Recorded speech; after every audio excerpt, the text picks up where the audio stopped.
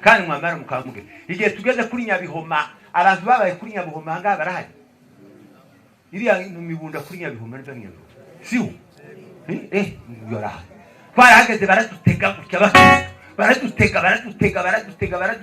batwinjiza mu urubunga rushashe utwatsi twiza tweyo twiza ngo bashike baraduheza baduheza ibyo kurya by'inkanya ibyo kurya ziwacu z'igihugu by'ikigugu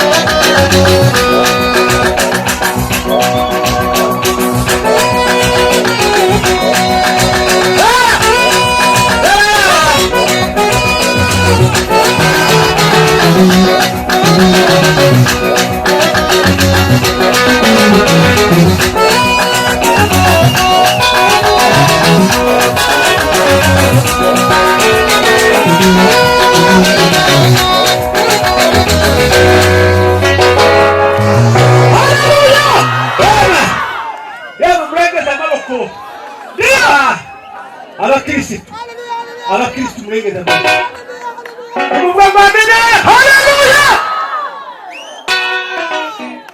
umukristo agasenga nakuomba ugasenga kugira ngo kuko tuba turi mu rugenzi nuko urusengero abantu gusa umwe baheze muri processes n'ugusengera ubukristo ugasenga ukamango ndi umukristo none nobaho nitwonda umukristo ariko ndasenga bikakunda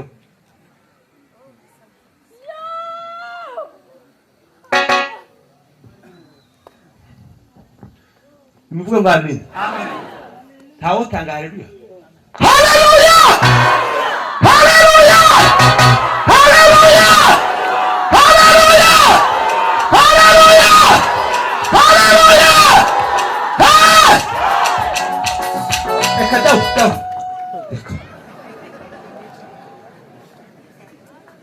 Ukugatwogira gutya kandi gwerekana bafite ibindi twamara tukarenga. Kandi twamara twigiye hamwe twamara tutabu ariko turabakristo kuri kwimana mwe turabakristo yewe abagabo ni mugire ko mwoga two akabagabo kweli imana ibaheze umugisha imana ibagiriye neza ahubwo bafite twoguma hano twoguma hano hari ikibazo tukadubura iyo udumiriye iwacu musenyi nicyo gituma nyine twaje mu bihugu nyine bitari bya iwacu y'uduma zagarazitu siko mwanamura abantu banezerwa kuko bakamazura bagafata ingoni n'amasakoshi bakamavyinjiza mu kandi mwambara mukamuge igihe tugeze kuri Nyabihoma abantu babaye kuri Nyabihoma ngaha barahari iriya mibunda kuri Nyabihoma n'ibyo siwo yora twarahageze baradutega gutya bakristo baradutega batwinjiza mu urubunga rushashe utwatsi twiza tweyo twiza ngo bashike baraduheza ibyo kurya by'inkanya ibyo kurya ziwacu z'igihugu by'ikigugu ngo tumare gushika neza amata umunsi gitangaza taraba turatarama na barome na ugina turataramaguka wari wabona mu nzu yigisha kabiri mu ijoro rimwe uturangize gukena rome bakamaso ngo tugasubiramo kuko twari mu gihugu cinkanye nahanga ukubita gutyo ni murangize bango dutahe utse kureba zasukuma abakristo badasenga ni mu byo bwami umukristo adasenga iyo musenga mugira vitamine A apana B muzamugira vitamine A nawe iyo umukristo adasenga aba ni bari kuri A ni bari hehe simbizi yabo ni F iri yihe Z nawe ariko umukristo usenga ni A ni mu byo bwami ni musenge kugira ngo mwitwa abakristo ariko ni mudasenga nicyo gituma ibyaha biri mu kwitugatuga umugabo kera agahana isinye n'umugore n'umukobwa n'umuhungu bunyine abakobwa kamera baje gutarama akamuheza sinye wowe ukagira ngo ni sinyine iyo ngiyo naho ni sinyine y'ikibazo kandi uwo nguwo ni umukorari korari Yesu wanaweza uyafanya yote makusudi yake ayazuweleke wumve kuntaririnze gutya ariko yasohoka gusi ariko umukobwa wasenze neza ese ni Gerardine yarinze umukobwa wubaha Imana mutawofa kumuvogera uwo muvogera amahoro amasengesho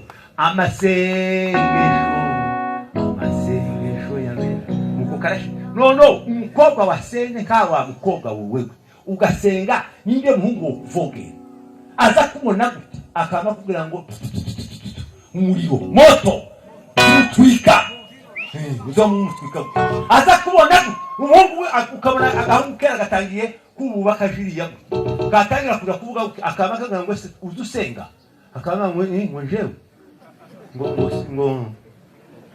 ngo simbizi ngo azungureke ngube nkundi yabuke ndaguhamagara mukandi kanya uko abagiye twera sasa shetani kwa Helena kwaga ule nisungu wa muda mrefu mubwire shetani umunsi wa none ngo waratugoye ko turaba Kristo nimubwo bamini umukristo adasenga akaja mu masengesho akadasenga kumanywa agasenga sasa wa mukobwa w'umushuramu nimubwo bamini Sulemani yaraje ngo aramwenda yamubwira ngo nakubonye muri mwiza none kwire kugushaka aramubwira ngo nimekwisha kupatana na Bwana hadi mideli mfite umukunzi wanje n'uwanje naje nduwiwe kera twarasezeranye ngo aramubwira ko wa mukobwa warasaze ngo amutuma wa abakobwa bishoreke ngo bakubiteho ukubutariho mama shahwe umuntu wasenze ngo bamukubiteho ngo bamubwire gute yanababwira ngo tikunda mfite umukunzi wanje yewe uwo mukunzi wanje abahehe ko tutaramubona aravuga ngo aba ku misozi Yesu yavukiye mu ntama iri ahiki ngo aba ku musozi niya muzamona na giheka turatubona na gatatu mu munsi mu gitondo mu rukerera turatubona za sita cyagiye akarondo kataza kona tukabona nimugoroba izuba rihari kenda hataje wari punge nimugoroba ngaya masaha ngo bakabona abakobwa bakozwe n'isoni baravuga bati kwanza kwa mbere dore ukwana sa yokatu dore kwasa uranirabura aravuga ngo nubwo nirabura mwasigaje nimubwo amen aravuga ngo nubwo nirabura ariko ndi neza nubwo ambona gute ubu Kristo habe nubwo nogira izuru ringana n'ubutaka ariko n'umukristo tabahe umukuru kw'Imana ndi mwiza nimubwo amen umukristo ntazaba mubi umubi gusa n'umuntu ukora ibyaha niwo mubi ariko umukristo ukusa kose ukwaremye kose uri mwiza kandi ku ijambo ry'umushundano ijambo rindi ryakane kandi umukristo iyo asenga ikintu kiza kimuranga agira ubwenge umukristo usenga azagira ubwenge umukristo usenga azagira ubumenyi umukristo usenga azagira ibanga kuko usigaye usanga abantu bamenye amabanga nsaba kristo umukristo ntazamenya ibanga umukristo agira ubwishugwe akagira ibanga akagira ibintu afata agakikika na kwa kuri mu gusanga abantu bose ngo ngo musikilizeni wibi banjureke itonde ko baragenzura ubukristo bwawe barabuzi ushobora kugira karama ariko ubukristo bwawe barafuze ariko ubukristo yari sawa ibintu bizagenda neza umukristo agira ubwenge umukristo akagira ubumenyi umukristo akagira ibanga nicyo kiranga umukristo ndagusoma ikindi kiranga umukristo reba Daniyeli 6:5 umukristo azayiringirwa n'Imana n'abamuyoboye bose bakamwiringira. Daniyeli 6:5 ni hepfo yaryo twasoma kungiye kurangiza. Abatware bakomeye n'ab'intebe bashaka impamvu yose yewe abatware bakomeye bose bashakisha Daniyeli kuko makuta shakisha Daniyeli ngo bamushake impamvu barebe kuko boyibona. Umukristo adashakishwa impamvu ariko kuko ari umukristo twoyishaka tukayibona ariko bamuburaho impamvu cyangwa igicumuro. Umva igitangaza bamubura impamvu yotuma bamugaya kuko yari umwiringirwa umukristo azayiringirwa tukakwiringira ariko abakristo batakiringirwa wamaruka bangura umukristo habonekweho n'amafuti cyangwa igicumuro. Umukristo ntagira n'amafuti habe n'igicumuro ariko abakristo bano bafite amafuti bafite ibicumuro bafite ibyaha ariko bamara bakavuga ngo turi abakristo. Hoya ngo bamushakisha impamvu imuruzo kuno ushaka impamvu muri abagabo katungana ko ari bo ari sawa nta kibazo. Abagore nuje ko batungana bazakunda kuva nibo twakunda gutunga intoki nimwego nka ntunga intoki none haramo ukuno ushakisha umugabo impamvu hano kakuzirigita urutoki rumwe karukuzirigita mu maso cyangwa mu gutwi wondandaho timuhabona ko ibitanga bibaye kwama andanda akama ngo ni kushakaho kera kabaranfi akandiga kangu bitaje kabandi hasi umukungu kabanda uri kandi ko ari umukristo ari mu ikanisa siko bimeze aho none uwo twahamye ngo ni umukristo azayihangana hahiga uwihangana bimugaragaza ngo namara kwemererwa azahabwa iki ikamba ry'ubugingo ritangirika. None uzohabwa ikamba ry'ubugingo utazawihangana ariko ngo Daniyeli bamushaka impamvu baramukurikirana gutya ngo abatware bose barabati dushakisha Daniyeli ko twamenye azasenga ari umukristo dushaka impamvu nituyimubona tuzatumufashe gishya ngo barashaka basanga ngo nta kandi ngo bamurebye ukibasanga nta mafuti nta bicumuro nta byaha ngo baravuga ngo twayibuze ariko ye muzamureka bisi baturebe nibatubona bavuga ngo kuri bariya n'abakristo bazabaje gusenga kandi baba mu ikanisa nta mpamvu twubabonaho nabera n'abaziranenge. Soma Efeso ndangiza yemwe nimuvuga ngo amen. Ikanisa ni twebwe kanisa ndimukana ngo ni bibigati biranga ikanisa ni twebwe turi ikanisa. Abefeso 5:46 ikanisa rizogenda ribigenda umukristo azogenda ye naho niba atera tazogenda sinje uciwa ariko ni bibiri bivu. Abefeso 5:45 Bibiri iravuze ngo Ageze amaze kuryogesha amazi n'ijambo rye amen. Komeza aryishire rifite ubwiza. Umva umukristo azayezwa itorero izagenda ryejejwe nzagenda nejejwe uzagenda wejejwe tuzogenda twejejwe kandi ngo nimba tuteje tibikunda. Umukristo azayezwa uko bukeye uko bwije ni mugoroba akuhagirwa aho aryishire rifite ubwiza azagishira turi beza dufite ubwiza nta kindi kintu nakimwe tunenga ridafite ikizinga. ese ikizinga ni iki? Ikizinga ni iki bakeyo? Ni igishishi? Ni ikibara? Aho ngo adafite n'ikizinga. Ubu nyine wowe twitegereza hano ngo dusome gutya ukuntu twicaye hano gutya. Ibizinga birahari.